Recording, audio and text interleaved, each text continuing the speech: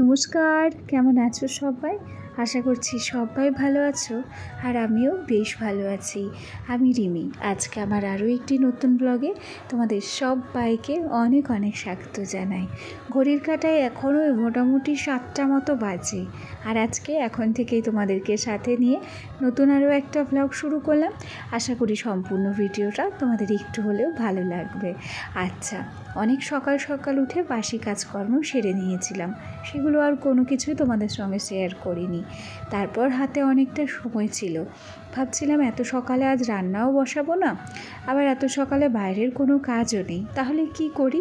দেখলাম যে না, যেহেতু আমার বর আর আমার ছেলে ঘুমিয়ে রয়েছে, তাহলে সেই ফাঁকে ভাবলাম যে ঘরটাকে পরিষ্কার করে নিই।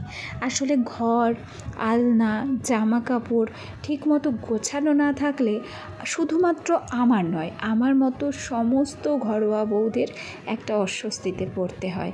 জানো তো, প্রত্যেকটা দিন আমার মতো হয়তো প্রত্যেক গৃহিণীরা চায় যে তাদের একটা সুন্দর পরিপাটি গোছানো সংসার থাকুক। সেখানে ঘরবাড়ি যেমনই হোক, ঘরবাড়িটা কোনো ম্যাটার করে না। একটা সুন্দর সাজানো ঘর যদি তোমার থাকে, হোক না সেই বাড়িটা মাটির, তাতে কি? গুছিয়ে রাখলে একটা মাটির ঘরও খুব সুন্দর দেখা যায়, জানো তো। আর অগোছালো রাখলে ভালো ঝাঁচকচাকা বাড়িও কিন্তু বিশ্রী দেখা যায়। এগুলো বাস্তব অনুভূতি, একটু খেয়াল করে দেখবে। আসলে পরিষ্কার পরিচ্ছন্ন ঘরবাড়ি আমাদের মনে এক আলাদা পজিটিভিটি নিয়ে আসে, তাই না? যাই হোক, অল্প করতে করতে ওদিকে কিন্তু আলনাটাকে গুছিয়ে নিয়েছি, শোকেসের সামনেটা পুরো পরিষ্কার করে নিয়েছি। আর এরপর অনেকক্ষণ পর আমার বড় উঠেছে, ছেলে উঠেছে, ওরা এখন বাইরে ব্রাশ করছে। দেখলাম ওর বাবি যেহেতু ছেলেটাকে সামলাচ্ছে, সেহেতু আমি না ঝটপট বাসি বিছানাটাকে একটু সুন্দর করে গুছিয়ে নিই। তাতে করে কি হবে, আমরা একটু চাটা যদি করি, যদি বাইরের টেবিলে নাও বসি, তাহলে বিছানার উপর 3 জন বসে একটু চা খেতে পারবো আর একটু গল্পও করতে পারবো। তবে তার হলো না, আমি বিছানা গোছাতে গিয়ে দেখি যে আমার ছেলে বিছানায় বাথরুম করে দিয়েছে। আমার বিছানার চাদরটা তো ভিজেছে, সেই সাথে আমার ছেলের গায়ে যে কম্বলটা ছিল সেটাও ভিজে গেছে। অগত্যা কি করব, আমাকে বিছানা গোছানোর পরেও কিন্তু বিছানার চাদর, কম্বল সমস্ত কিছুই কিন্তু নামাতে হয়েছে, আর সেগুলোকে একটু পরে হয়তো আমাকে ধুতে কাচতেও হবে, জানো তো। আচ্ছা, এবার সোজা আমি কলের পরে চলে এসেছি। খেয়াল করে দেখো, বালতিটা তো প্রায় দিনই ধোয়া মাজা করা হয়। আসলে রাতভর বালতিতে যদি জল থাকে, পরে বালতিটা না একটু কেমন যেন হয়ে যায়। সেজন্য যদি প্রত্যেক দিন বালতিটাকে ধুয়ে মেজে নিই, তাহলে বালতিটা কিন্তু অনেক ভালো থাকবে। আর এই অ্যালুমিনিয়ামের বালতিগুলো দেখবে খুব তাড়াতাড়ি নষ্ট হয়ে যায়, জানো। এই বালতিটা আমি নতুনই বার করেছিলাম, মানে আমাকে যখন আলাদা করে দেওয়া হয়েছিল তখন আমাকে তো সংসারের জিনিস কোনো কিছু দেওয়া হয়নি, আর আমার নিজের যা আছে তাই কিন্তু আমার সংসারের জন্য অনেক, আমার কারোর জিনিস লাগেও নি। এই বালতিটা আমি আমার বিয়েতে পেয়েছিলাম, শুধুমাত্র একটা বালতি পাইনি গো, আমার বিয়েতে অনেক বালতি পেয়েছিলাম। বেশিরভাগ বালতিগুলো হয়তো কারোর বিয়েতে কোনো অনুষ্ঠানে দিয়ে দেওয়া হয়েছে, আর নিজের জন্য অনেক কিছুই রেখে দেওয়া হয়েছে। সমস্ত কিছু আমার ওই খাটের বক্সের মধ্যে রয়েছে। হাতের কাছে বালতিটা ছিল। একটা সংসারে কিন্তু অনেক কিছু লাগে, গুণাগুন্তি জিনিস দিয়ে কখনো একটা সংসার সাজানো যায় না। অগুন্তি জিনিস লাগে সংসারে, সে যাই হোক, ছোট্ট সংসার কিংবা হতে পারে বড় সংসার, সংসার কিন্তু সংসারই হয়। সংসার ছোট হলে সংসারের দায়িত্বগুলো কিন্তু কখনো ছোট হয় না, আর সংসারের কাজকর্মগুলোও ছোট হয় না। দেখবে একার সংসারে কাজ বেশি থাকে, একার সংসারে তুলনামূলক কষ্ট বেশি থাকে, আর মনের দুঃখটা তো বেশি থাকে, সেটা না হয় নাই প্রকাশ করলাম। সত্যি কথা বলতে কি, এটা তো সোশ্যাল মিডিয়া, তাই এখানে সব সময় সব কিছু শেয়ার করতে নেই। আচ্ছা, যাই হোক, ভিডিওর এই পর্যায়ে এসে গল্প করতে করতে তোমরা তো দেখেছো বিছানার চাদরটাকেও ভিজিয়ে দিয়েছি, আর ওদিকে কম্বলটাকেও কিন্তু আমি ভিজিয়ে দিয়েছি। তারপর সোজা চলে এসেছি রান্নাঘরে এসে এখন গ্যাসটাকে মুছে নেব। গ্যাসটা সুন্দর করে মুছে নেওয়ার পর এখন এরপর থেকে রান্নাবান্না কিন্তু আমি শুরু করে দেব। সংসার জীবনের খুব কঠিন সময়টা আমি পার করে এসেছি। যখন ছেলেটা আরও ছোট ছিল, যখন ছেলেটাকে টিউশন দিয়েছিলাম না, যখন ছেলেটা খুব চঞ্চল, খুব অস্থির ছিল, সেই সব কিছু একা হাতে সামলে আমাকে কিন্তু আলাদা রান্না করে খেতে হয়েছে। এমনও কোনো দিন আছে সেদিন শুধু সেদ্ধ ভাত খেয়েছি, এমনও কোনো দিন আছে 3 বেলা খিচুড়ি খেয়ে কাটিয়েছি। তখন আমার কিছু করার ছিল না, বাচ্চা সামলাতে হতো, সংসারের কাজকর্ম সামলাতে হতো, তারপর রান্নাবান্না করতে হতো, ছেলেকে খাওয়ানো, নানান রকম কাজকর্মের মধ্যে দিয়ে আমার দিনটা যে কিভাবে যেত সেটা শুধুমাত্র আমি একাই জানতাম। আচ্ছা, গল্প করতে করতে ওদিকে ভাত বসিয়ে দিয়েছি, আর এক সাইডে আমি কিন্তু চা বসিয়ে দিয়েছি।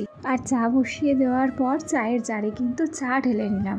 আসলে আমার চা খুব তাড়াতাড়ি শেষ হয়ে যায়। একে তো দুধ চা খাওয়া হয়, আর তার উপরে কোনো দিন 3 বারও চা করা হয়, আবার কোনো দিন কিন্তু 2 বারও চা করা হয়। দুধ চা করার জন্য দেখবে চা পাতাটা একটু বেশিই লাগে, তার জন্য জানো তো আমার চাটা খুব তাড়াতাড়ি শেষ হয়ে যায়। আর এদিকে বিস্কুটটাও কিন্তু শেষ হয়ে গেছে। তো কালকে বিকেলে চা শেষ হওয়ার আগেই আমার বরকে বলেছিলাম যে তুমি যখন বাজারে যাবে কোনো কিছু আনো আর না আনো, মোটামুটি চা আর বিস্কুটটা কিন্তু আনবে। চা আর বিস্কুটটা আমাদের কিন্তু তুলনামূলক একটু বেশিই লাগে। আর এই বিস্কুটটাই বর্তমানে ছেলেকে দিচ্ছি দুধের সাথে। ওর যে আলাদা করে হরলিক্স বিস্কুট আনা হয় সেটা আমার বলতেও খেয়াল থাকে না, আর আমার বরকে যদি না বলে দিই তাহলে আনতেও খেয়াল থাকে না। এমনি কত জিনিস এরকম আছে যেগুলো বারবার বলে দিলেও হয়তো ওর মনে থাকে না, আর তার উপরে 1 2 বার বললেও ভুলেই যায়। যাই হোক, গল্প করতে করতে এখানে বিস্কুটটাও কিন্তু আমি জারের মধ্যে ভরে নিয়েছি। আর এই যে নতুন করে এই তেলটাও আনা হয়েছে, সাদা তেলটা। সর্ষের তেল কিছুটা পরিমাণ আছে, তবে সর্ষের তেলটা তো কদিন খাওয়া হচ্ছে না, এখন কয়েকটা দিন একটু সাদা তেলেই খেতে হচ্ছে। আর ওদিকে রাইস ব্র্যান অয়েলটাও আমাদের অনেক দিন হলো ফুরিয়ে গেছে, জানো তো। অনলাইনে আজ অর্ডার দিই, কাল অর্ডার দিই ভাবি, কিন্তু অর্ডার আর দিয়ে সারা হয় না। ভাবছি খুব শীঘ্রই আবার রাইস ব্র্যান অয়েল অর্ডার করব। আচ্ছা, গল্প করতে করতে দেখো চা করে নিয়েছি, আর আজকে কাপটাও চেঞ্জ করেছি, সেই সাথে প্লেটটাও চেঞ্জ করেছি। মাঝে মধ্যে না প্রত্যেকটা জিনিস চেঞ্জ করা উচিত, তাতে একটা নতুনত্ব আসে।